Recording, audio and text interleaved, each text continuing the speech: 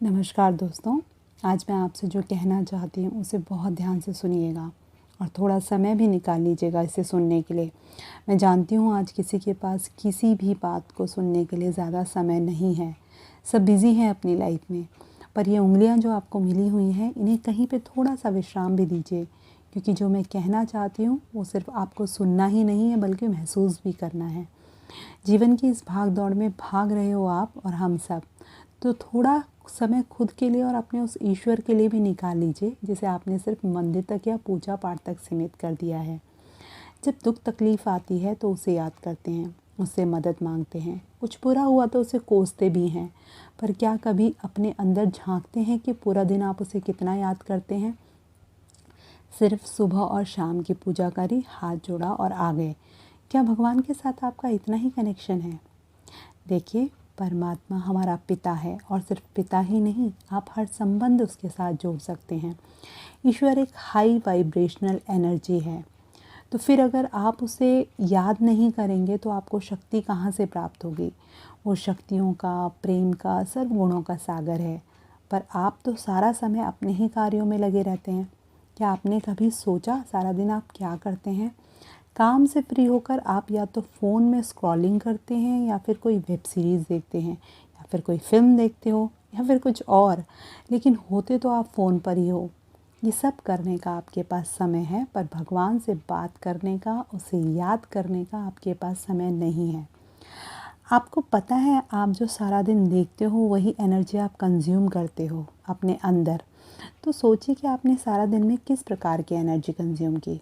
परमात्मा सागर है सर्वगुणों का, शक्तियों का, प्रेम का। जब हम उसे याद करते हैं तो हम उसकी शक्तियों से जुड़ जाते हैं और हमारे अंदर भी वही गुण, वही शक्तियाँ प्रवाहित होती हैं और उसे याद करना बिल्कुल भी मुश्किल नहीं है। पर अब उसे याद करें तो करें कैसे? ईश्वर को याद करना बहुत सहज है। एक कहानी के माध्यम से मैं आपको सुनाती हूँ इस बारे में। एक समय एक ग्वाला गायों को चराने जंगल में ले जाता था। वह उन्हें खुले मैदान में घास चराने के लिए छोड़ देता था। खुद वो लड़का अच्छी सी जगह देख बैठ जाता था। सारा दिन अकेले में भगवान से बातें करता रहता था। रोज उसके मन में अलग अलग विचार आते थे। एक दिन उसके मन के अंदर विचार आया कि जैसे मैंने गायों को छोड़ दिया और सभी घास खा रही हैं और मैं शांति से इस झाड़ के नीचे बैठा हूँ, ऐसे ही ईश्वर ने भी हमें इस संसार में छोड़ दिया है और हर एक अपना अपना कर्म कर रहा है, अपनी अपनी कमाई खा रहा है। अब वह भी मेरी तरह शांति से कहीं बैठा होगा। वह ग्वाला अपनी भोली समझ से सोच रहा था और मन ही मन भगवान से बातें करने लगा। हे भगवान, आप भी कहाँ अकेले बैठे होंगे? मैं भी यहाँ अकेला बैठा हूँ। मुझे तो पता नहीं कि आप कहाँ हो, लेकिन आपको तो पता है कि मैं कहाँ हूँ। क्यों नहीं थोड़ी देर के लिए आप यहाँ आ जाते? हम साथ बैठेंगे, कुछ बातें करेंगे, गपशप करेंगे, टाइम पास करेंगे। वो अकेला अकेला बड़बड़ा रहा था। उसी समय वहाँ से एक पंडित जी गुजर रहे थे। पंडित जी ने देखा ये लड़का अकेला अकेला कुछ बड़बड़ा रहा है, तो पूछा, ए लड़के, किससे बात कर रहा है? लड़के ने कहा, किसी से नहीं। पंडित जी ने कहा, अरे तू बड़बड़ा रहा है, किससे बात कर रहा है? तब उस लड़के ने कहा, किसी से नहीं, भगवान से बातें कर रहा हूँ। पंडित जी ने कहा, भगवान से बातें कर रहा है? क्या बातें कर रहा है, हम भी तो सुने।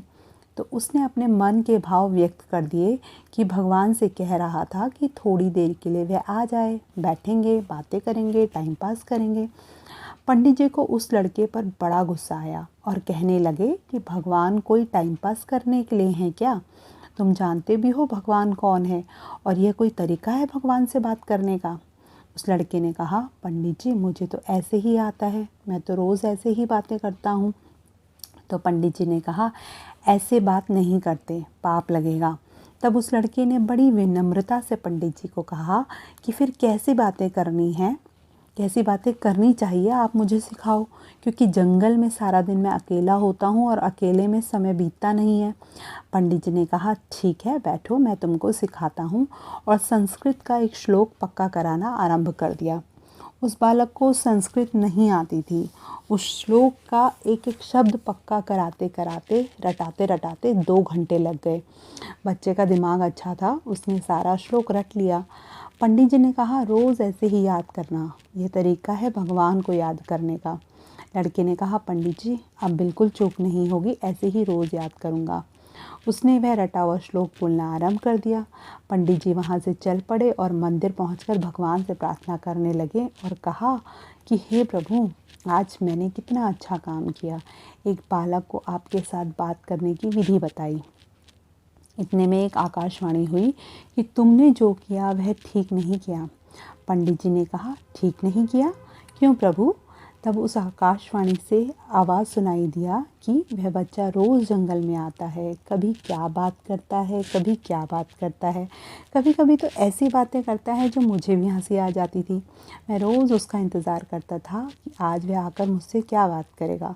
वह बच्चा मुझे खुश कर देता था, लेकिन अब तो वो वही बोलेगा जो तुमने उसे रटाया है और जिसका भाव भी वह नहीं जानता। उन भावहीन बातों को सुनने में मेरी कोई रुचि नहीं है। आज से तूने मेरे एक बच्चे को मुझसे दूर कर दिया, यह अच्छा नहीं किया। तो सुना आपने ये कहानी ज़रूर है, पर यहाँ आप ही खुद को ईश्वर से दूर किए बैठे हैं। उसे पाना बहुत सहज है, पर फिर भी हम उस पर ध्यान नहीं देते। और अब ये सोचिए कि क्या आप पूरा दिन में थोड़ा सा भी समय उससे बात करते हैं?